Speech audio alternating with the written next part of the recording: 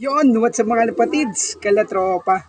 Magpapalaro na naman si Kuya Kobe dahil second lap na ng derby natin, yung mga live natin. Hulaan nyo lang kung sino yung maunang jet fighter natin, yung unang mapapaklak natin.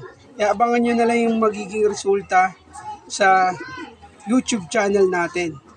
Kaya magre-reaction na kayo doon sa video na to ni Kuya Kobe kung sino maunang jet fighter natin na nilaban natin sa second lap derby ng Aringay, La Union, dahil wala tayong bitaw doon mga latropa.